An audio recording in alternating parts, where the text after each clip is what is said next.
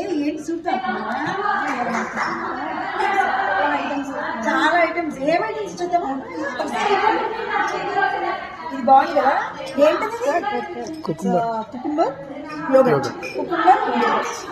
ఇది veg Manchuria, palak పన్నీరా, ఇంకా బిర్యానీ. చూసావా బిర్యానీలోకి మిర్చి కుర్మా బాగుంది కదా. సాంబార్ రైస్, నూడిల్స్, ఫ్రూట్స్ పెరుగన్నం. ఇదేంటి? It's baked gulab jam. Baked